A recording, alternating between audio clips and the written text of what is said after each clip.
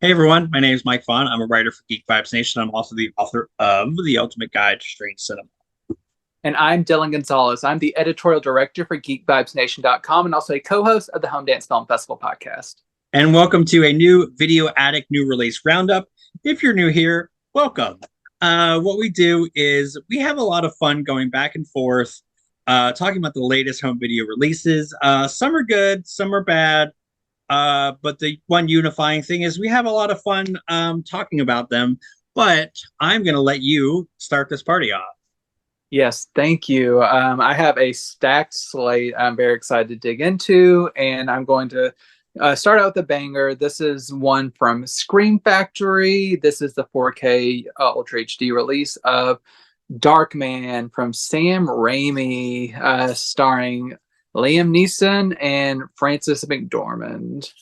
And I was very excited to check this one out. It's been many, many years since I last checked this one out, and this was I have the old Universal Blu-ray. So here is the disc art here, and no reversible cover art. And I'll talk about the differences between this and the old Universal Blu-ray in a little bit, but revisiting this film, I had a lot of fun with it. I had kind of forgotten the tonal take that this movie goes on, the tonal journey, because it's Sam Raimi kind of bridging.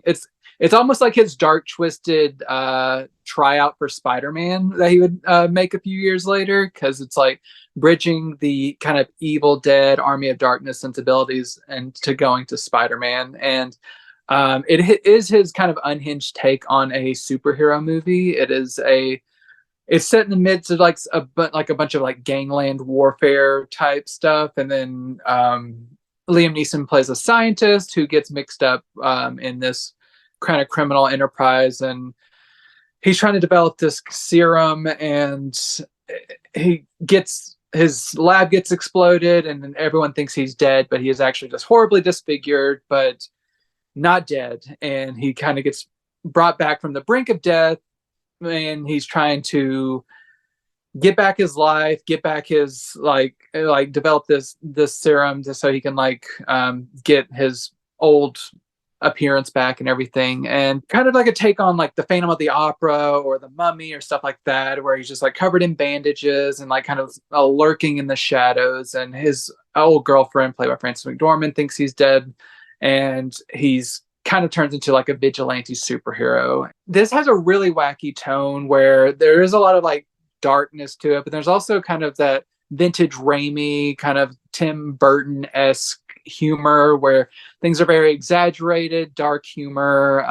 It's like a superhero movie turned really dark, but not to the level of like being very crude, like a Toxic Avenger type movie. It threads the needle a little bit more along the lines of like Burton's Batman, I would say. It's really fun. It has a really unique sense of humor. The action and the set piece, the special effects and stuff are really good. There's like, it's Sam Raimi, so there's he came from a world of practical effects, and like everything that they're doing in here is really good. This has special effects work by Tony Gardner, who the more I do more boutique label releases, the more I get some of these names in my head, because I know I just watched some interviews with him several months ago with the Chucky sequels, and he did a lot of work on those. So it's good to see kind of that through line, but everything about this movie is really fun. I think it's a very polarizing movie, I feel, and I don't think it did very well whenever it was released, but I think it has a real cult following, as I'll talk about with one of the commentators that is on this new release. But there's a lot of enthusiasm around this property. I don't think I've seen any of the sequels, which I don't think Raimi was directly involved. I know he didn't direct them, but I'm not sure if he produced them or anything. But I'm not sure how they fare. But for Darkman revisiting this one, it's a lot better than I remembered it being, and I'm really glad it's got a 4K release, because as I said, I had that old Blu-ray release from Universal, and it was trash. It was like one of their old titles where they like had heavy digital manipulation, and it wasn't like an organic appearance or anything like that. And while Screen Factory has released this before on Blu-ray, which ports over a lot of those special features, they were using that dated Universal Master, which may be like a slightly different encode. This is a new 4K restoration of the original camera negative, and it looks beautiful. It's a really faithful looking restoration, nice, well resolved film grain, really rich colors, strong black levels, which a lot of this movie takes place in darkness. So I'm really glad about that. No like searing highlights. It's all nothing blooming or anything. It's a very contained, well-rounded, organic appearance. And it has the DTS 5.1 and 2.0 soundtracks, which both sound really great. And then it has a really nice amount of new and archival special features. In terms of new special features, there is a new commentary track by your friend Josh Rubin, which is a really great addition. He's a super fan, and I know he's been kind of campaigning to reboot Darkman for the last several years. So hopefully he'll get the chance to do that one day. But it's great to have his commentary track on there. Here, there's also another commentary track by the director of photography that's ported over. There's also an array of deleted scenes that a lot of fans have been really clamoring for.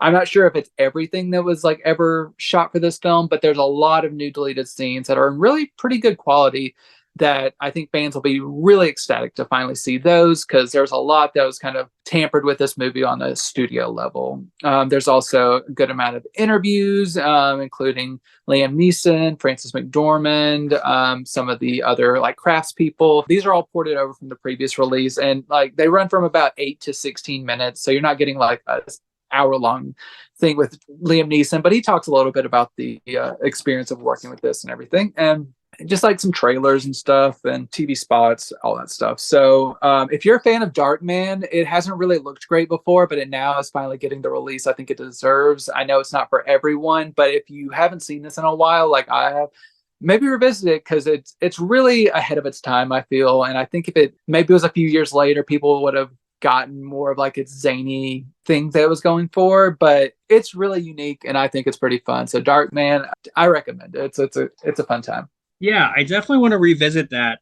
Like we were talking a little bit before we started recording, that I haven't seen that in forever. And I remember being sort of lukewarm on it, but I think I have a lot more sort of like my tastes have certainly evolved since then. So it'd be interesting to kind of check it out now with sort of fresh eyes. Like you said, that commentary track, that's awesome. Josh is such a cool guy.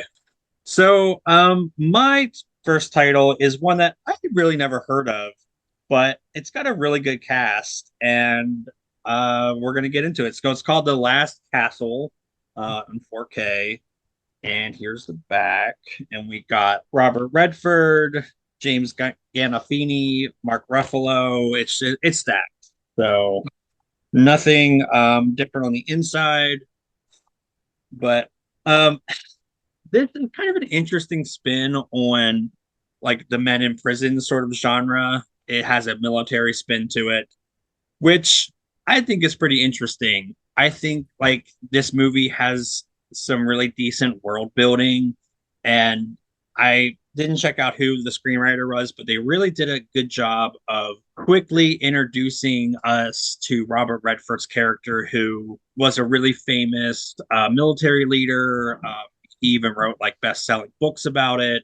James Gandolfini plays like the main guard guy that's head of the facility, and absolutely worships the ground that this guy walks on, until he kind of inadvertently hears Robert Redford's character talking shit on his military collection. Like he collects like bullets from Wounded Knee or something. And he kind of makes the crack, well, anybody that collects stuff like this has never really been on a battlefield. And James Gandolfini's character like hears that. And so he like switches to, I fucking hate this guy, and I'm going to make his prison term like awful.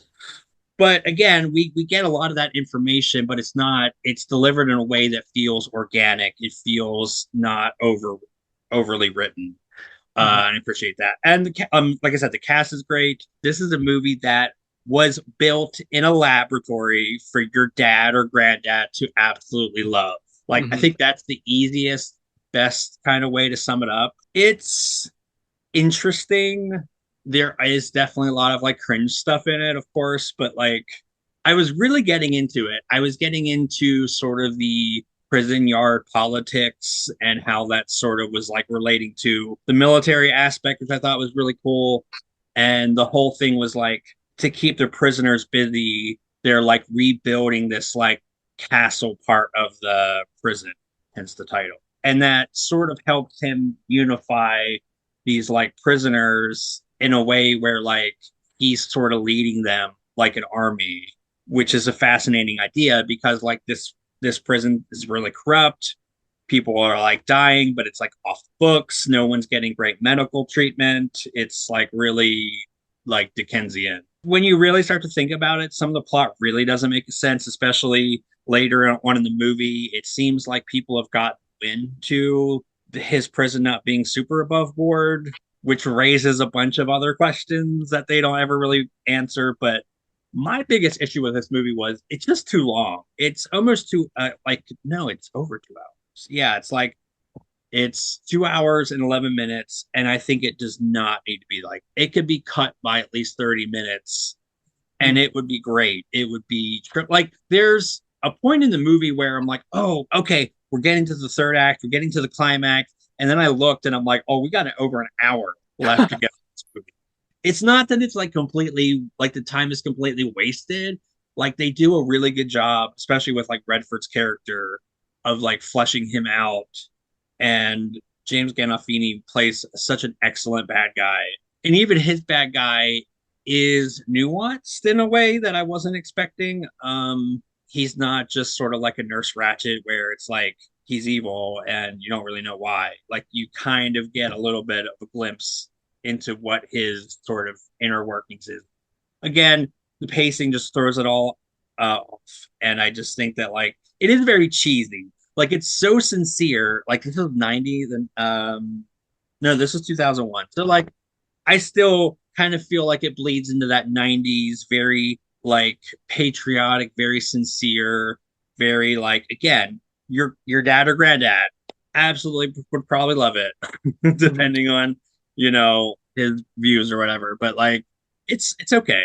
I think that there's some interesting things about it. I think, like I said, I wasn't expecting the world building to be as interesting as it was, but yeah, it needed to be shorter. It looks really good. I was like really impressed. This is, of course, a new 4K scan from the 35 millimeter original camera negative. Colors look really nice, look well balanced. I didn't really notice anything as far as like crushing or like any sort of blurring or any artifacts. It looks really, like I said, it looks really nice. We have an array of features, and some were, I think, like ported over from like maybe a previous release. So, yeah, is it a great movie? No. Did I just have a good time watching it anyways? Kind of. Like I said, it's just too long. I finished this in 2 sittings, and it's never great. So I don't know. You reviewed this, right? Or you were going to review the... Not yet. I actually, whenever they announced this 4K, I think it had just been a couple months prior to that I got the original Paramount Blu-ray that came out, which was from an older scan, and I hadn't got around to watching it yet. And I was like, all right, well, damn, I guess I'll wait. I mean, I guess I'm out $10 for this old Blu-ray, but all right. So I'm glad that they re-released this. I wish I would have known about it before I picked up the old version.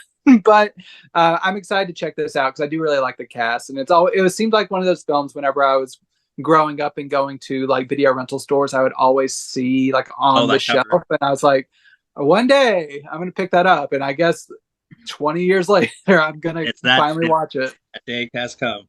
Yes, I'm not a dad, but like love a dad movie, so you got to go for it.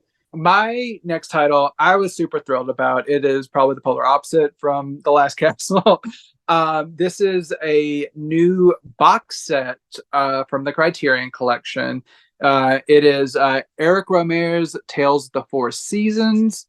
I am a new Rohmer fan. I started getting into him at the tail end of last year, whenever Kino and Metrograph Pictures were releasing some of his pictures that I really, really loved. And so I picked up recently the Six Moral Tales old Criterion set, not too old, a couple years old. And now this was coming out, and I was very excited about this. So I'll keep unboxing this. It's the set that's kind of filled in here. So you got each, so you got the A Tale of Springtime, A Tale of Winter, A Tale of Summer, and A Tale of Autumn. I was wanting to make sure they didn't use fall. A Tale of Autumn. And then you have this nice, it's a pretty substantial booklet that kind of has some essays and photo reproductions, and can delve even deeper into this quartet of movies that, spoiler, I really loved. So, so each they're not connected like in a narrative sense. They have kind of echoes thematically, and the way they go about this, I find, I'm not gonna like go deep dive into all four films, but A Tale of Springtime and A Tale of Autumn, they kind of echo one another, because like A Tale of Springtime involves like a woman who's kind of new to the city, moves with her boyfriend, but her boyfriend is conveniently out of town for like a long stretch of time. So she befriends this young girl at a party and starts like hanging out with her. And this young girl starts trying to get her together with her dad, despite like him like having a girlfriend, because she doesn't like the young woman that he's dating. So it's kind of like this tale of idealized love and like trying to like impede upon perhaps destiny of like what is supposed to happen. And there's a lot of really good conversations about love, which kind of bleeds into A Tale of Autumn, which is about these two women who are a little bit older. They're like in their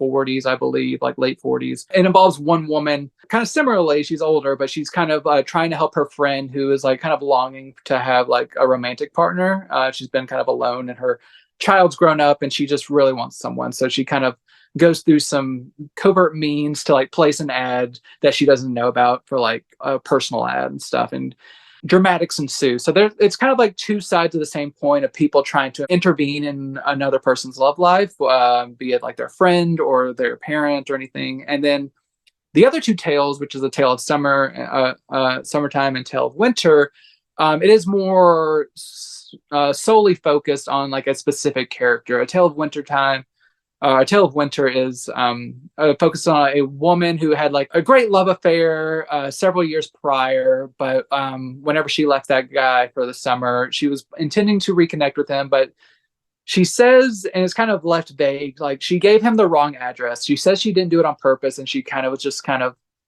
didn't have herself in the right mind, but you kind of like, was she trying to protect herself type of thing? But she also had a child from that love affair, and this is like 5 years later, and she's trying to figure out her life. She has a couple different suitors that are interested in her, but then there's also this idea in her head of this man that she will probably never see again because they don't really know a lot about each other. Then these two men that are kind of equally not great for her, but she's trying to figure out her life.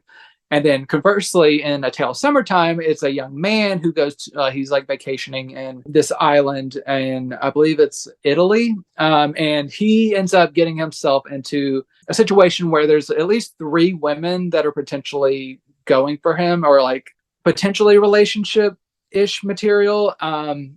To go through the dynamics would be way too tiresome to like dig into, but it's not just a typical male fantasy necessarily. It's more about this guy's inability to make a decision, to commit, and to really embrace what is in front of him. And a lot of it is about opportunities lost and what he is kind of reckoning with by like the end of the movie, of just like, he has this idea of what he wants in his head, but he can't get out of his own way to actually appreciate what is in front of him. And I really like that kind of dynamic. All 4 of these are really interesting. I'm not really sure which is my favorite, just based on like the moment. It'll probably change. I did note to my wife, who did not watch any of these with me because I just have to plow through some of these sometimes, that A Tale of Winter is set around Christmas time. So I'm like, okay, we'll probably be watching this around Christmas this coming year again, because we watched another one of the director's movies My Night at Maud's, which is kind of similarly set around Christmas.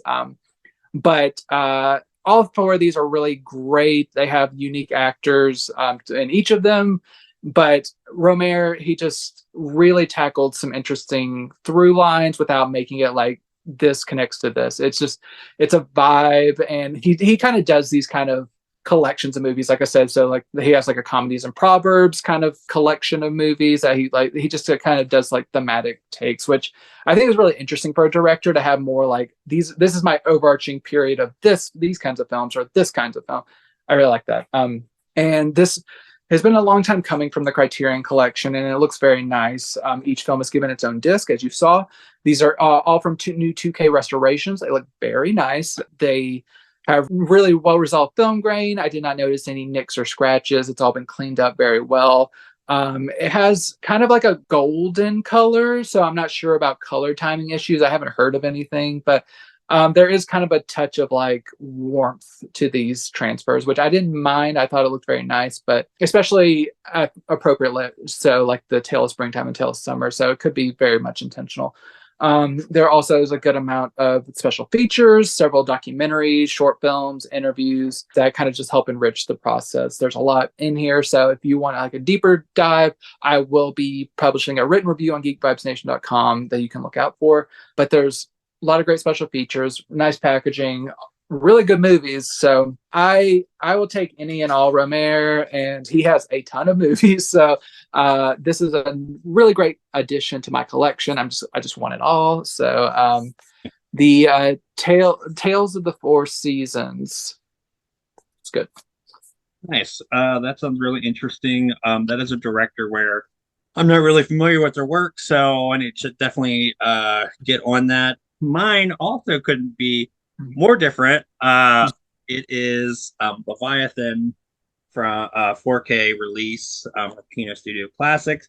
Now, what's really exciting about this, I wanted to start off by saying, is this did have a Scream Factory release that was out of print. It was very expensive. I know this because I wanted to get a copy, but I wasn't willing to pay $50, $60, $70 for this movie. And I watched it and I was like, yeah, fair. But now you have it remastered, looking great. Like I said, here is the special features. Nothing different on the inside, but I'll pop that open for you. So here we go. So yeah, this was the first time, actually, kind of funny enough, that I actually got to sit down and watch this again. I missed out on the original Blu-ray release and just never caught it on any other format. So this is definitely an Aliens slash Alien knockoff. I mean, it's so overtly so. It's kind of wild that they didn't get sued. Like, it's just very similar. And I listen, I like a good rip-off movie. I think they're fun. I think it's an interesting way to sort of reinterpret and recontextualize somebody else's art. That is completely valid. They even do like their own spin on the chest burster, which I appreciated. Is it well done enough to really like rise above it being like a Alien knockoff? Like, kind of. I mean, I like this cast. I like Peter Wellers is in this, and he is absolutely fantastic. Like, I kind of buy him as this very world weary, gruff, but actually pretty nice, essentially captain of this like underwater vessel. The world building in this is decent. There was a moment where, as a prank, oh my god, I'm blanking on his name. He was one of the wet bandits. Daniel Stern. Yes, Daniel Stern is in this, and he is like the pestiest of sex pests. Like, he really is. I think even for, what was it, 89? Even for 89, I feel like it was a lot. But one of the women officers, or like shipmates or whatever, like puts this like weird spider thing that's clearly not of, like our planet, into his bed. And I'm like, oh, that's like it kind of looked a little bit like a face hugger thing. So I was like, oh, so this is like how this, alien comes on board or something. But like, she kind of plays it off like, oh, this is just like a species that they're all familiar with. They're not really freaked out by it, just that it's there. So it sounds like a nitpick, but like it's indicative of like I don't know this world enough to be like, is that a plot point? Is that just like y'all being silly? Like I shouldn't have to think about these things. Like y'all Are should y'all be, playing? yeah, right. Don't be playing, you know. Um I'm thinking this was a Di Laurento production. So it thinks like I think it like had a decent budget. Like the production design looks really nice. The creature effects are really stellar. And the creature is kind of what saves it really. Like it's sort of just a middling movie, but like once we get the creature, it's a lot of fun. And I mean that's ironically enough where like the alien comparisons really kind of crank up, but like it's a good time. Again, it's just different enough to be fun. It's trashy. It could be way better, but if you put this on, especially if you have a group of friends, I think you'll have a good time. Again, this is exciting because people were really wanting to see this movie in a nice HD format, but then again, people were like 60 $70 for a standard Blu-ray, and people actually were paying that. So now you don't have to. Looks great. Again, if you're not 4K compatible just yet, it has an upgraded Blu-ray as well. So they got you covered. I do love how, you know, they do have a Blu-ray option. It's not 4K only. Steve Mitchell and Nathaniel Thompson are really great. They do a fantastic commentary track. It's well worth checking out. I've like I don't think I've ever talked to Nathaniel, but I've talked to Steve Mitchell a bunch, and he like his knowledge just puts me and almost everybody I know to shame. Just amazing, but so down to earth, so cool. Just definitely worth checking out that commentary track, and it has some featurettes and a trailer. So it's a really nice array of special features. It looks surprisingly really great. Again, it's very like not a visually sumptuous movie. It's very dark. There's a lot of like very low light scenes. I think that overall, I mean, it's tough because I've never seen this in any other format, but there's like darkly lit scenes where I'm like, oh, I can kind of see what's going on. And whereas I'm sure like older prints and stuff where it was just like a dark mess, but it looks really nice here. Sounds good. And yeah, it's only 98 minutes too. So it clips along at a nice pace. Like it's not like 3 hours long. It doesn't have to be an epic. It's just a fun, dumb creature feature. So All right, I'm for it. So yeah, I haven't been able to check that one out yet, but Aliens ripoff, sure. Like, let's do it. Especially ahead of actually getting Aliens on 4K in about a month or so. Yeah. So, got to prepare. Got to get stair step up to it. My next 4 titles, I'm very excited about. I said I had a banger week, and I'm gonna live up to that. Last week, for those who watch every episode, they'll know that I waxed poetic about a brand new label called Cinematography, and I compared them to another recent label that I've really fallen in love with. From 2 years ago, they launched, or a year ago they launched actually, and that is Radiance Films, and I have 4 films from them this week, so I'm very excited. The first one I have is a Japanese film called The Sting of Death. So this one is interesting. It is from 1990. I will show off everything. I'll take out the OBI strip so you can kind of see the full cover art here, and then I will show you. I think this has a reversible cover. Yeah, it does. So I will reverse that real quick. This is almost exactly the same. It takes the back cover of the original and puts it towards the front and kind of lets it breathe a little bit. That is the reversible cover art. And this has the disc is also has that shade of pink, and then it has a booklet here. There. So essays and all kinds of stuff to help give you context for this movie, and restoration notes and all that good stuff.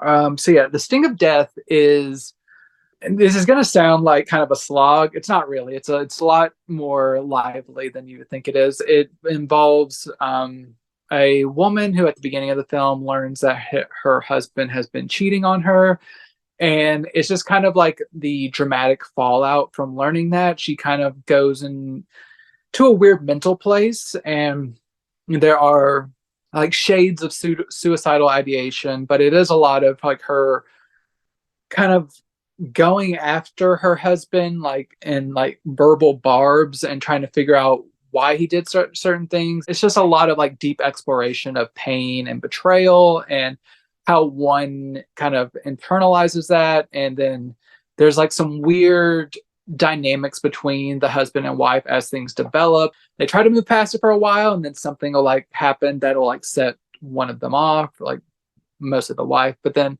also how people, like society, responds to like mental instability and everything. Like I said, this sounds kind of like heavy or like kind of taxing. It's more so fascinating. It's hard to kind of really capture the nuances of what makes this so interesting, but the way this unfolds and like the dynamic between these two characters is really just a really riveting. It's never played like as a very maudlin. It's very energetic, and if you like talky dramas, which I do, like the Before trilogy is like one of my favorite films. It's just like two people talking the whole time. I love talky movies, and this is very much that. And but it's not strictly about like infidelity. It goes deeper into trauma and, like I said, mental issues, mental health issues, and everything like that. And there's also some lingering societal issues, like with kind of echoes of stuff in Japan, like the Japan's history, which kind of they delve into a little bit more in the special features, more than I can probably elaborate eloquently here. But there's a lot of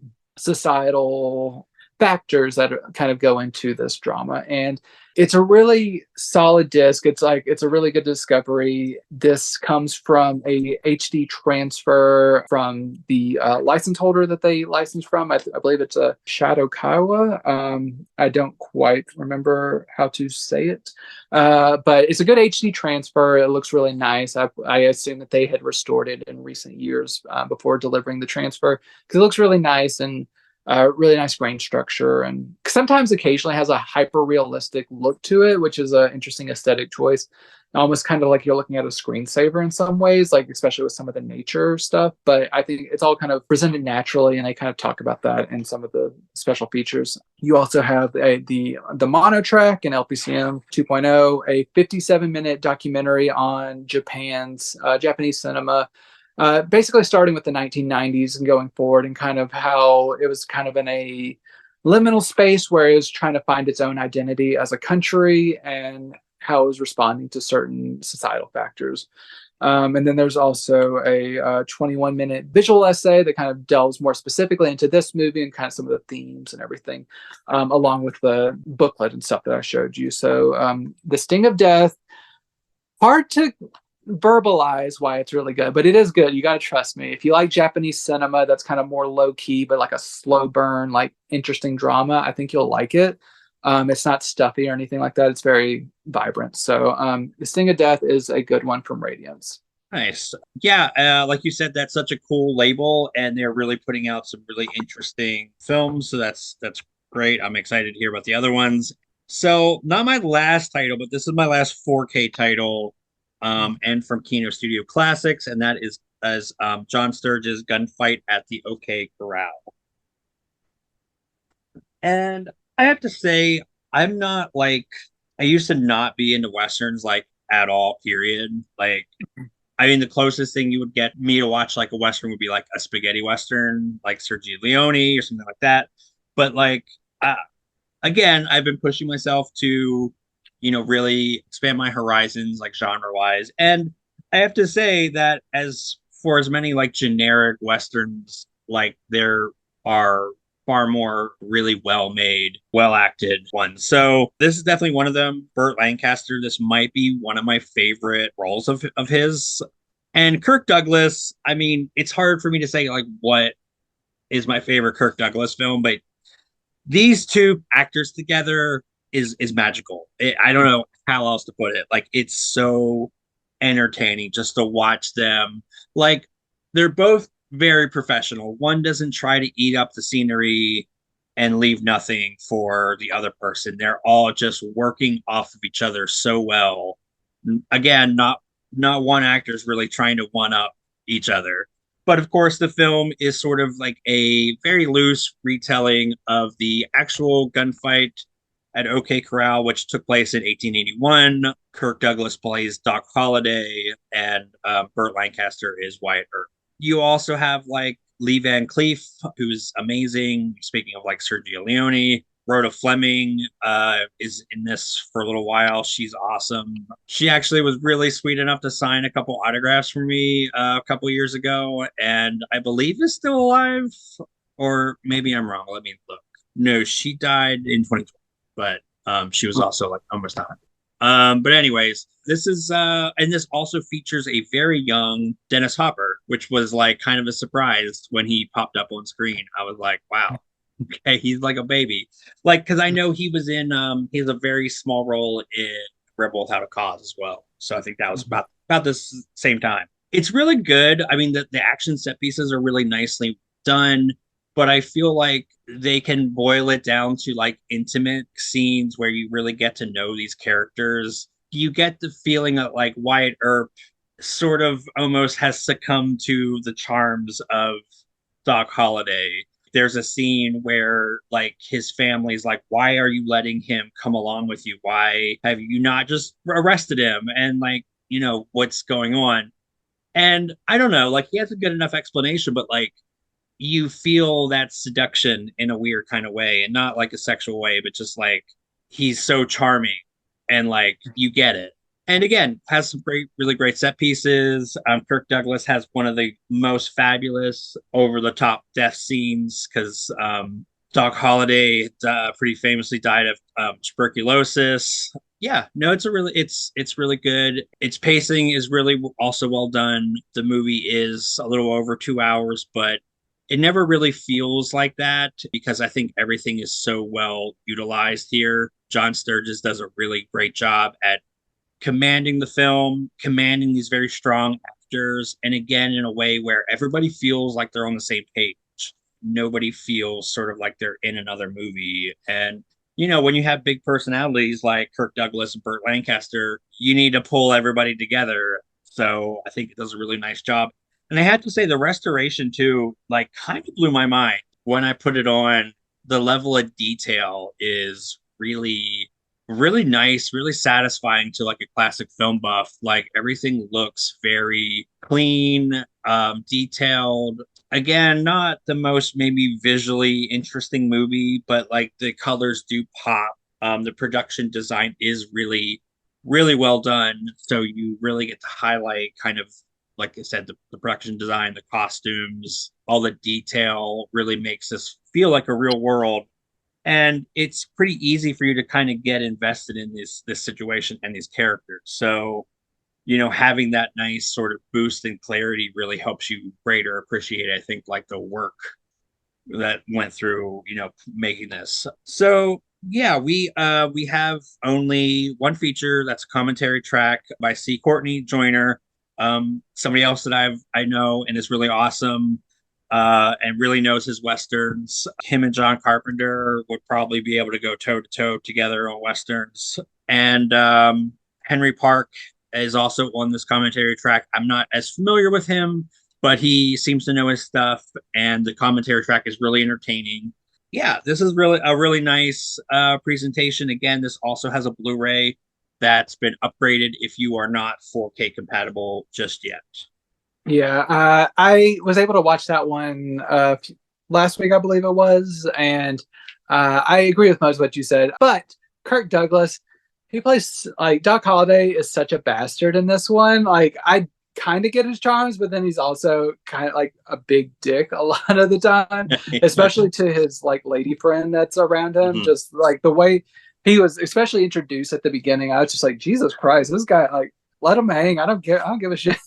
Yeah, that's a good point. He is a lot, but maybe it's just my bias. I'm just like, I think Kirk Douglas is such a fascinating actor that I'm like a little bit maybe like blind to some of his like cringe, but like Yeah, but I mean, his character is supposed to be a bastard, but it's again, he's Yeah, got like the devil's charm. It's like you yeah, get why, unfortunately, people are drawn to him. yeah. I didn't say like he did a bad job. I just like, man, Yeah, his they character. really leaned into him like kind of being an ass. Yeah. My next title, we are going over to Italy. This is Radiance's release of Goodbye and Amen, which I really like this one. But before I dig into it, I will do all the things. I will show off all the things. So this is kind of like a police uniform. It's kind of like almost like a Hurt Locker esque like raid uniform. And then got the reversible cover art there. And then have the blue disc and the booklet. And this is from director Damiano Damiani, who I discussed previously. Radiance released the Cosa Nostra collection with Franco Nero. And I really liked his work in there. And Goodbye and Amen just kind of continues my positive thoughts about him. There's a lot of twists and turns that I won't really dig into because I want to preserve stuff for people. But the most basic plot of this is it involves like a little bit of like CIA mischief intrigue, but it involves a unknown gunman, like, or an unidentified gunman. You kind of see the gunman himself. He takes out some people at a hotel, and then he ends up holding up in this room and with this couple, one of which is played by Claudia Cardinal, who I really love. And it ends up in like kind of like this tense standoff where you're learning more about who this gunman actually is, why he is doing what he is doing, kind of different details about the hostages and the people outside who are investigate them, and like who's good, who's bad, that type of situation. It's a lot of moral complexity within this one, and it's just handled very well. It's a very like tight thriller. It's not incredibly long, I don't believe. It didn't feel long, at least. So it's like an hour and 50 minutes, but it kind of flies by. Really good performances from everyone, and just like really nice plotting where you kind of gently reveal more and more. And some of these like we've seen a lot of like hostage like negotiation type movies, and a lot of them are kind of standard. There's some things like some of his requests, like while he is like being held hostage, to try to play to his advantages. Some of those are kind of unique, and I thought they were kind of implemented pretty well. It's just a very visually stylish movie, and it just like really unfolds in an effective way that kind of criticizes like the overreach of government and kind of different questioning of morality. So yeah, really like this one. And this film, it comes with the Italian track and a never before released on home video English language track, which is interesting because most of the people in this movie are speaking English, but they never had like access to this track. And they do say before, whenever you're picking this track, that the source elements like were not like flawless, and they tried to clean this up as best as it could, but there are some audio issues with this. But I listened to it, and there are some like moments that sound a little hollow or tinny or anything like that, but it sounds pretty good, all things considering. And then the Italian track sounds good. It's just you don't get as much of like lip sync as you will do on the English language track, but it is the track that is more known to people. I'm glad that they were able to include both. So you have that. You have an audio commentary, which is pretty entertaining. And there's a couple of interviews, one that's 39 minutes long and one that's 24 minutes long, with some performers, and I believe maybe one of the craftspeople. Overall, Goodbye and Amen. It's a really nice Italian like hostage drama thriller. And it's just kind of unfolds at a very nice pace. And yeah, I'm glad Radiance rescued it because I probably never would have learned about it otherwise, but it's just been rescued and brought in beautiful HD. Nice. Again, another like stellar release from them. So like keep them coming. My next one is like one where you were like, why did you pick this? What is Mhm. wrong with you? I I don't have to have a chastise you sometimes. Sorry. yeah, I know, and fair, it's fair. Like I also was kind of questioning well, what was going on in my head at the time, but so I know there was two movies like this, but the one is Sexy SWAT Team, Mm. and here's the back, and I was kind of the tagline kind of got me, I think, that Tokyo is overrun with perverts and only the sexy SWAT team can stop them. So I was like, I'm kind of sold on that already. So I did something similar a few weeks back, which was the oh my god, I'm blanking on what it was called. I kind of just blocked that S&M movie. Hunter. Yes, right. Begins. It was like the Yeah. prequel of this saga. But anyways, I so just don't get it. You're not the horn dog audience for this movie. I just don't understand. I know, but I again, I'm trying to push myself. This is what they call like a pink series, hence the order. And yeah, I've never really watched much of those, so I was kind of curious. I know it's sort of like a maybe broader terms like exploitation cinema, but Japanese. So I don't know, like the cultural thing, it kind of has me intrigued. So that's if I have to explain myself, that's why. uh, and it is an interesting label. So I will say, thankfully, this one definitely has a lot more fun to it. It's very wacky. It's almost like purposely campy. I mean, there's some cringe moments, but I think like the absurdity of so many of these things kind of helps make the more cringy stuff like not as like maybe bite as hard in a good way. Like it's not like the like S&M Hunter was basically like a power fantasy movie, and I'm not saying that that's a bad thing, but it's it's not my thing. So this one doesn't have quite that problem. Again, I like how just over the top and weird it is. There is like this sex scene that like he's got this like helmet with wires. I'm trying to think like Rick Moranis or something like this in Ghostbusters, if you know what I'm talking about. So that kind of gives you the kind of cartoony level that this film goes. It also kind of reminds me of a little bit of like Car Ticket to Hawaii, those kind of movies. I'm blanking on the director, Andy Sedaris, maybe, or something like that. It kind of reminded me of that, of like this sort of elite squad of like women, and it's like campy. I appreciate the fact that it knows it's campy. The plot is whatever.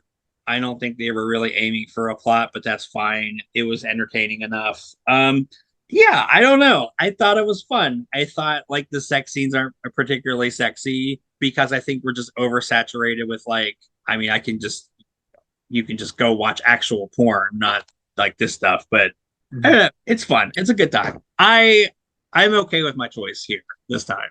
Yeah, I thought you were going to talk about the other one first, and I was just like, you know this isn't going to be good. But I just want to make it clear, if anyone is interested in this movie, I'm not judging anyone who watches this. I was judging you because it seemed like it does. It seemed like you were setting yourself up for failure. So, Yeah, but I did like it. It's like I said, I'm curious about like the more of like the Pink series, but will I request another one like this? Probably not. I might take a break, but it was entertaining. I'm glad you enjoyed it. If it worked out for you, I'm glad the gamble paid off. It's just some of these, I'm just like, you're just collecting movies for no reason if you're not enjoying them. Anyway, I didn't request that one. My next title is from Radiance Films. This is one I think you'll probably be interested in. It is a Japanese film. This is Black Tight Killers. And the reason I say I think you'll like this is because you've talked about films that are very similar to this. It's even I think referenced in the synopsis, which I will talk about in a second after I am done showing off this beautiful packaging without the OBI strip. Got colorful stuff here, and then I will show the reversible cover art. I think people, if they just look at the timestamps of our videos every week, they can tell how many boutique labels we're covering because it takes extra time to show off all the packaging. So if it's an extra long episode, they're just like, yeah, they're really getting into some stuff. Uh, so here is the other side and the black disc and the booklet. So yeah,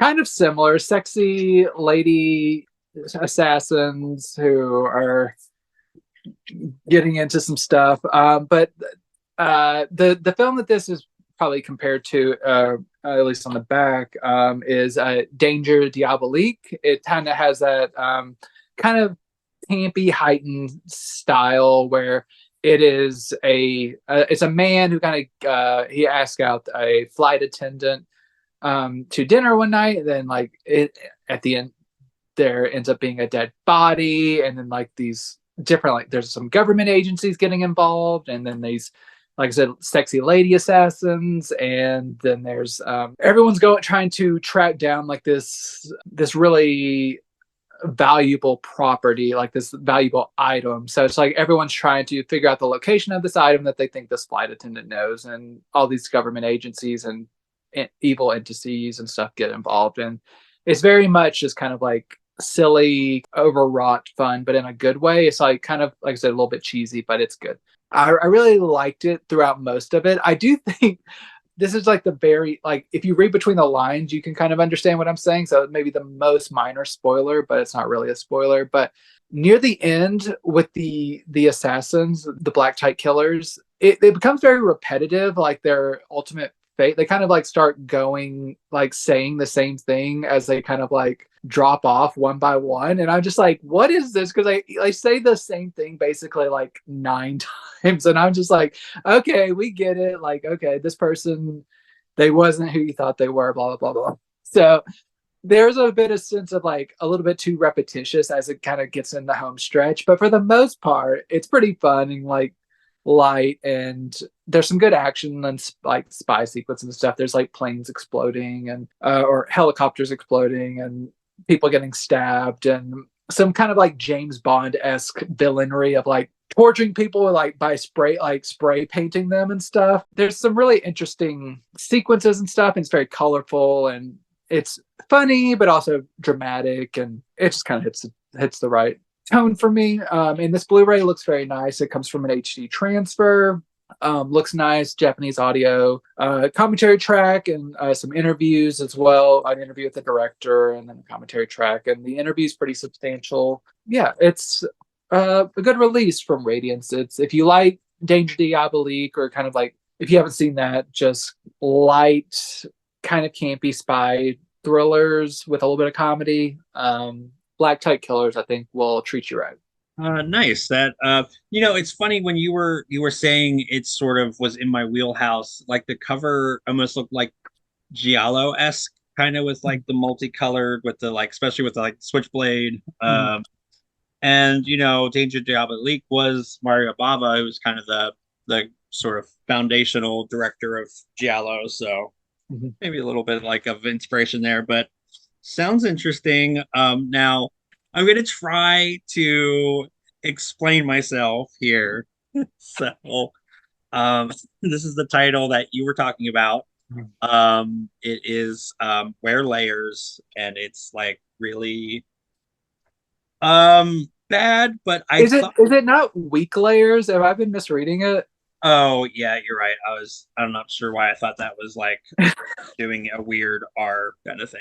But anyways, yeah, it's bad. I was trying to think of some nice things to say about it. But listen, I thought it would be interesting because it's female led, it's female centric, talking about something that I don't really know a whole lot about. So I thought that's interesting. Maybe it would be funny. Maybe it's sort of like a like quirky indie thing. I don't know. I think like had it been just sort of like really interesting on the subject, but maybe lacked a little bit of humor, I would have been okay. Maybe a little bit. the characters are really awful. They just grate on me so much. They're like the group of people you don't want to spend time with, but like their character traits are sort of like Flanderized to like the nth degree. Like you have the stoner chick who's like that's her whole personality, and then you have like the maybe not as smart but has a decent personality, I guess. Like they all just have these traits that are like I guess like I was thinking about it today.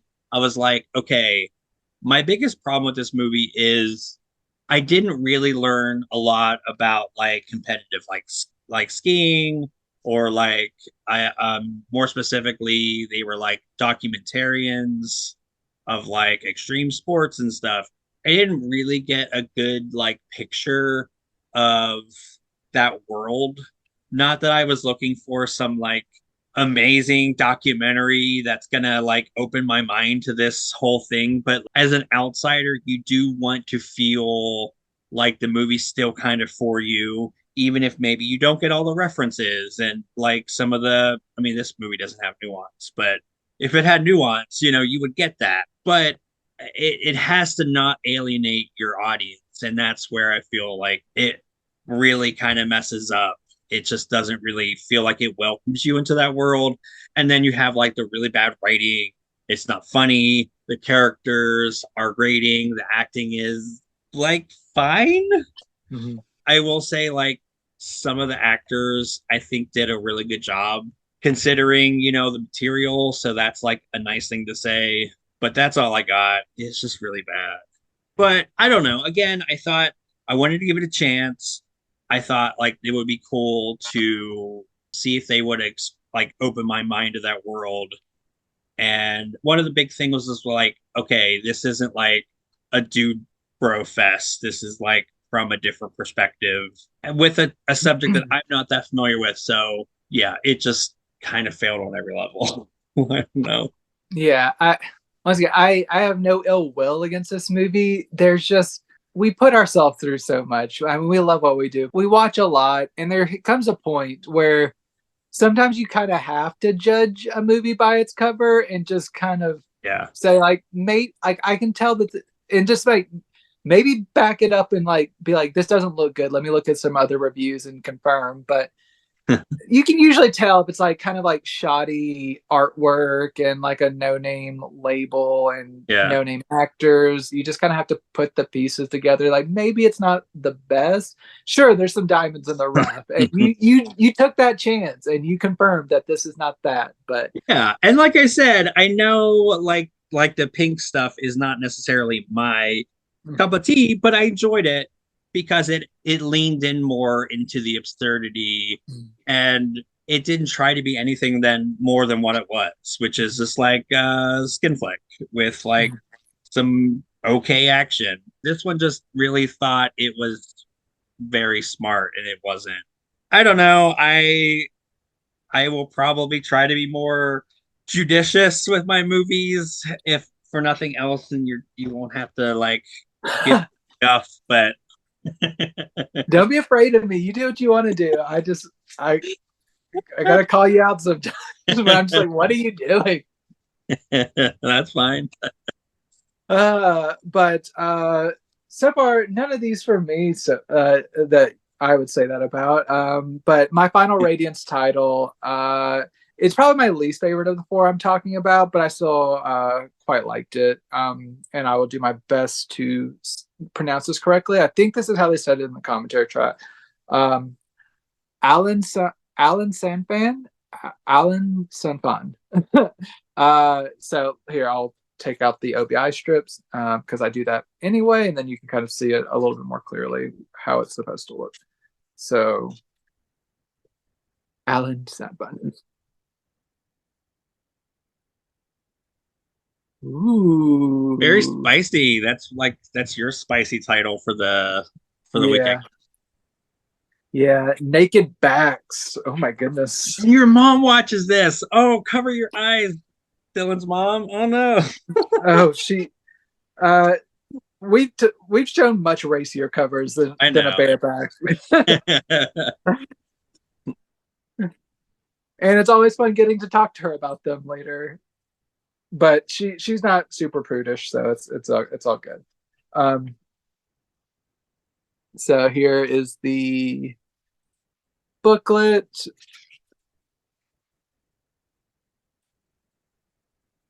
Yeah, there we go.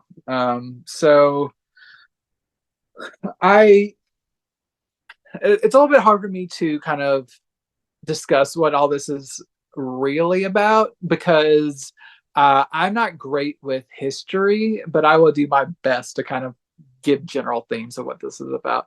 This is set in the kind of the aftermath of the Napoleonic Wars. So after kind of Napoleon has done his thing, there is kind of a faction of some lingering rebel activity that is kind of going on, but one of the main rebels has been captured. But instead of executing him, they kind of, the powers that be, let him go, and like thinking that he will eventually lead them to the rebels that they are like wanting to find. And it takes on a tone, it's a little bit light-hearted, a little bit like a, not to the absurdity of like a Terry Gilliam, but there is a little bit of absurd humor going on. And then there's also like this historical intrigue, and this is really a lot of an exploration of cowardice and how like the people who are involved in the revolution just being like, I don't want to be a part of this anymore, and I like, how do I get off this like merry-go-round basically. And his kind of journey that he's like kind of stumbling through things and like like reluctantly being involved in this larger process that he's just like, I just don't want anything to do with this. But he's just been like, he's kind of getting swept up in this whole situation. And there are like battles that he gets involved in. And he meets women that he's like, he wants to run away with them, but he's also kind of getting caught up in this like espionage plot. And it's basically a tale of a man who's in over his head. And he's just kind of disillusioned with the whole idea of like this, the war and the revolution and everything, and just how he kind of wrestles with that when he's like not able to get free of it. So there's a little bit of like sly political satire and historical societal ideals within this. It's not like completely cut and dry what the politics of this film is and how it is. They talk about this a little bit in the special features about how it's like it was reflecting society at the time that this was made, but it's occasionally a little bit too dry for me. But it is overall a really pretty rewarding watch. There's just it's a little bit longer. It's just a little under 2 hours, and compared to some of the other films that I talked about this week that approach that, including all four Rohmer films, were all a little over an hour and 50 minutes. They all felt much shorter than this film. Not that this was an unpleasant watch, but it just wasn't as propulsive as the other ones. But I still enjoyed it, and I think it had some really fun moments and interesting moments, and the performances are really good. And it is one that I would recommend people check out. Especially, I've heard that this one, I think the company might have said that this one's selling a little bit slower than some of their other releases. And I do encourage people to support the label. And despite me being just slightly less warm than the others, I still really like it and I would recommend it. Especially this has been really lovingly restored from a 2K restoration from the original camera negative. It looks very nice. It's like I said, it's a period piece, and you have like all these lush costumes and like expanses of like nature. Like there's some like battlefield stuff that looks very beautiful. All the grain is resolved very well. It's a really visually sumptuous film that I think you won't regret watching on a visual level, if not a narrative level. And then there's also a good amount of special features, including a commentary track and a 57-minute interview, which is very informative, and you get to like learn a lot about kind of the context of this movie, society, all that kind of stuff. So Allonsanfán, it's a pretty solid one, maybe not top tier of the movies I talked about from Radiance this week. I would probably say my top two are A Sting of Death and Goodbye and Amen, but overall, all four I think are worth your time, especially from a company that is putting this much effort into their releases. Are kind of how I feel about the early days of the Criterion Collection, which I talked about a Criterion Collection. I still love them, but they were a little bit more adventurous and like more discovery oriented. And this is how I feel about Radiance. They're digging up a lot of these gems that probably would otherwise not be rediscovered for a long time. So I'm glad they're putting in that effort. So support them, support this one, support all the other three if you can. It's a really great label. Nice. Very awesome. It was really cool being able to kind of like keep up with what they're putting out, which sounds like some really great stuff. My final title, I wanted, again, I always try to end on like a really positive note. So my like definitely up there, maybe not one of my favorite movies, but I mean, it's such an important film that I wanted to sort of showcase it last, and that is King, a film record, Montgomery to Memphis, and especially with this month being Black History Month, it is a really worthwhile documentary to check out. So it, of course, spends like the period of the time which was during the Montgomery bus boycotts of 55 to 56, and then throughout the 50s to the late 60s, unfortunately, with the assassination of Martin Luther King Jr. in 68. We get a really unfiltered look at not only like King and just how he was such a force of good, but also it kind of does this really interesting sort of juxtaposition of his fellow peers in the activist scene and how their views were very different, but their goals were very much the same. Like there's a really good opening, which was King, and I believe it was like also like cutting back to Malcolm X, I think. And it was like how the one was like, okay, olive branch, we need to work together. And then the other, the other side of that coin is like the sword. It's people aren't going to take passiveness seriously. And I think both of those arguments, like both of those, are very valid. It's also tricky to talk about because, I will never know that particular walk or struggle, but I also think it's good to certainly, in today's climate, to, watch stuff like this to understand that unfortunately these are things that are still really relevant. And yeah, but it's long. It's a very long film. It's one of those that I kind of broke it up into chunks almost like I think it's a little over 3 hours. Yeah, it's very important. It is very unfiltered. It is very like raw. I like the footage that they use. I think I read that they like were purposely did not meticulously restore it. So it kind of has that kind of rough look. I kind of wish there would have been like a booklet or something to go with this, but there isn't. We only also get the two trailers. Like a really good historical commentary would have been really nice as a companion piece.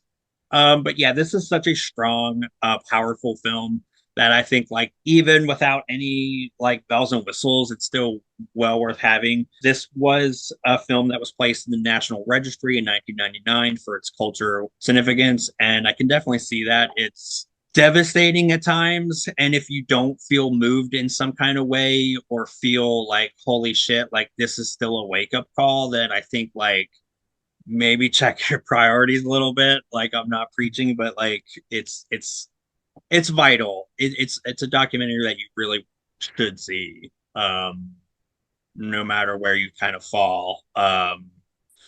Just like don't be a shitty person and respect other people's right to live and love and all that good stuff. So check it out. I mean, though it's not been like amazingly restored, they definitely did kind of clean up some of the footage in a way that it's a little bit nicer.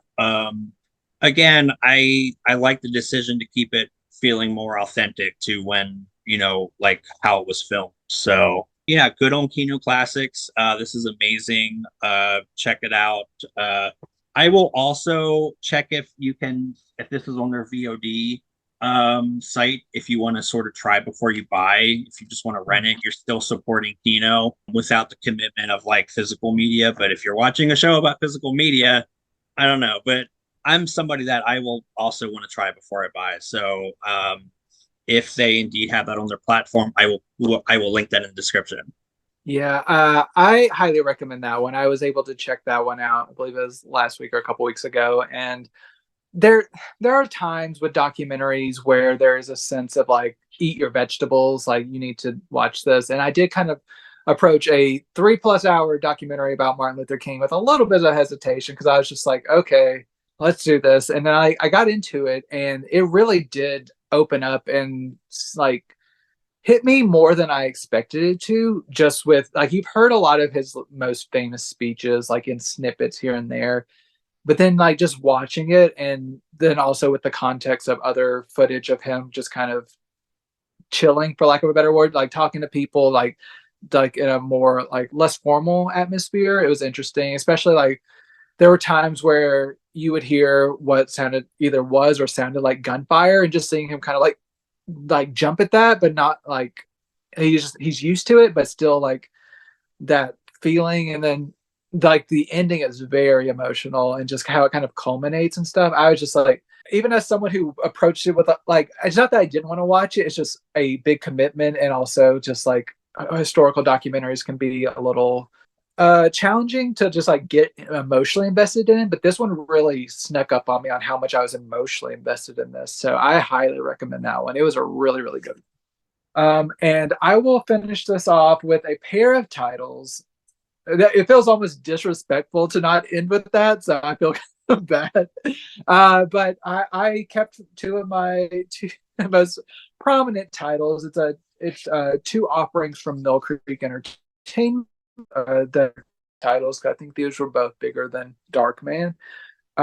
We got Anaconda and Hollow Man. So I'll start with Anaconda. I'm kind of irritated because this is Mill Creek. These are still books. Why was this not from Sony directly? And why are these not 4K? What are we doing? It is the year 2024 in our Lord. What the hell are we doing here? But see, Blu-ray re-release of Anaconda. I only had the DVDs of both of those, so of course this is a notable upgrade from that. Anaconda, it's not complicated. You got John Voight, J Lo, Owen Wilson, other people like that I can't think of right now. There's a good number of people in here that Eric Stoltz, that's the person I couldn't think of. But it is people going down the river. John Voight kind of tricks them into actually going towards this giant anaconda that's basically going to kill all of them one by one. Oh, however, forget Ice Cube. He's there. But it's a giant monster flick. It's a mixture of practical effects and like digital effects, and it holds up surprisingly well. It's dated, but if it had been completely 100% digital, I think that would have been a poor move. But the way that they mix the two, I think is effective, even if like there are moments with the digital, you're like, oh, that hasn't aged well because this was the 90s. But a lot of like the blending between the two, I think it really works well. And the snake looks cool. There's some fun, thrilling moments. They don't overexpose things. It's not completely like Jaws level, like saving the reveal, but there's a little bit of like saving it your money shots basically. But it's a fun creature feature, and I'm glad that I have it in HD now, even if it is from Mill Creek. Sorry, Mill Creek. But this has been released previously by them. This is a different disc, though. I'll just say that. I'm not exactly sure about the transfer. I'm not sure if it's been remastered. It's the typical Mill Creek, like this could be better, but they have upgraded. I did read that the previous audio was Dolby Digital 2.0, which is a lossy audio format. They have upgraded that to DTS 2.0, which is an upgrade. So we got lossless audio, but it is also still a downgrade from the original like 2009 Sony Blu-ray, which had Dolby True HD 5.1. So they made an increase, but not quite to a 5.1 like nice big surround sound. So this really could use a 4K. I do hope that it comes out eventually, but this will tide me over until then. This also has a new special feature, which indicates that this is a new disc. There is a 17-minute interview with the director.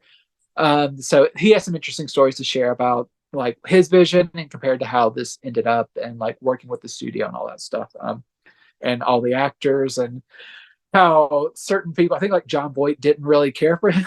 But it's a fun creature feature. So Anaconda, if you don't have it yet, this is probably the best version that's in print right now.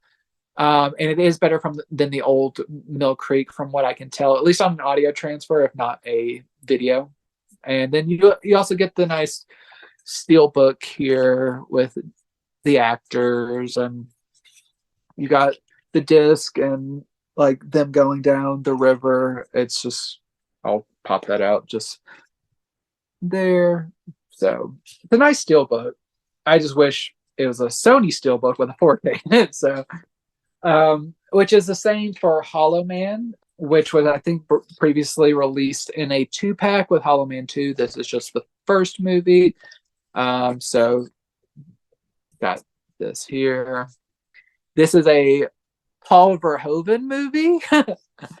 And you can tell if you watch it, because it's a little bit grimy and nasty. But I remembered watching this back in the day. It's been quite a while since I rocked my old DVD. This is the unrated cut, and it is basically like a much more horny version of The Invisible Man. It is Kevin Bacon is a scientist, which I watched this prior to watching Darkman, and the parallels between the two of just like scientists working on these like these serums that are unstable, but they're trying to like get it. And like I was like, oh, this is very eerily similar to Hollow Man, but it is Kevin Bacon and Elizabeth Shue and his team are working on the serum. He gets it. It's like for invisibility. They get to a point where Kevin Bacon wants to rush a trial to human form. He performs it on himself, and then he becomes invisible and starts to drive him a little bit mad. And he starts to be like a sex pest, like you said earlier. He starts molesting people and breaking into people's houses to watch them shower and raping people, and it's bad. But it's not said to be good. So in typical Verhoeven form, he's pushing the boundaries. He's confronting ideas about sexuality and power and everything. It's a little scuzzy. It's a little uncomfortable, but it's overall a pretty decent movie. It's just often very just like, ugh. But Verhoeven, he'll do that to you. So he achieves his mission, I think. And Kevin Bacon is just the worst, but he does very good in this. This is very. I wish I would have included this last week when you were covering Footloose, because it's a very different Bacon. But it makes for an interesting double feature, because I watched it very close to Footloose again. As far as the Blu-ray goes, you got the new Steelbook.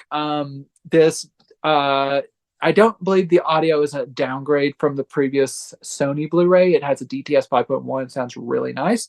And you also have a new interview with a film historian. It's a 19-minute interview with the biographer of Jerry Goldsmith, who did this was one of his later scores.